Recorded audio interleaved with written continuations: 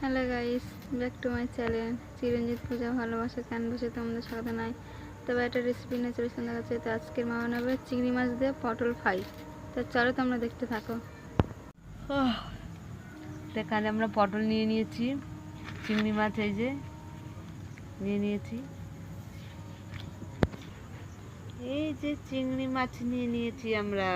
বলো চিংড়ি মাছটা কে খাবে? কে খাবে? গাল দেখি, গাল দেখি, গাল দেখি, গাল দেখি। ওটা বাবারে, ওটা বাবারে, কত বড় গাল! তো চিংড়ি মাছগুলো আমরা ততক্ষণ ছাড়িয়ে নিই, পটলগুলো কেটে নিই। তা তোমাদের সঙ্গে পরে দেখা হচ্ছে।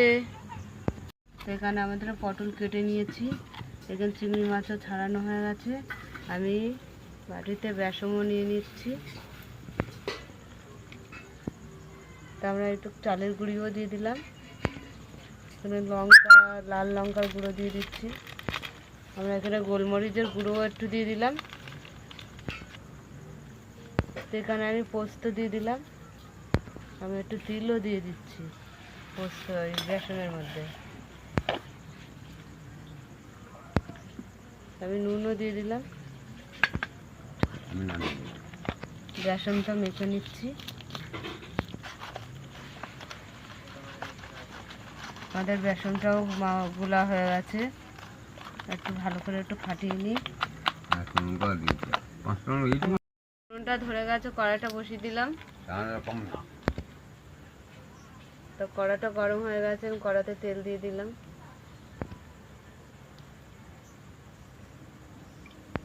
মাখিয়ে নিচ্ছি, পটলে হলুদ নুন মাখিয়ে নিচ্ছি আমরা।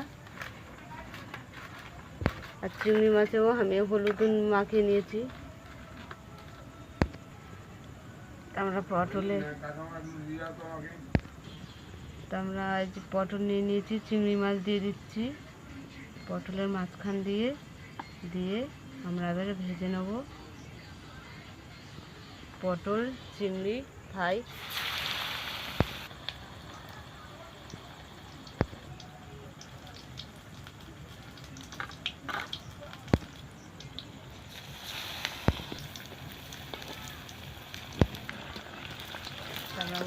হয়ে গেছে, আমরা তুলে নিচ্ছি পটল ফ্রাই।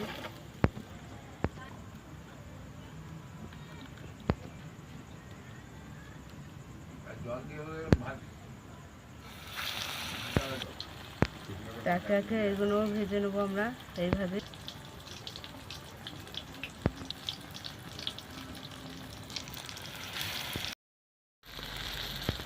তো আমাদের পটল চিংড়ি মাছটা ফ্রাই হয়ে গেছে।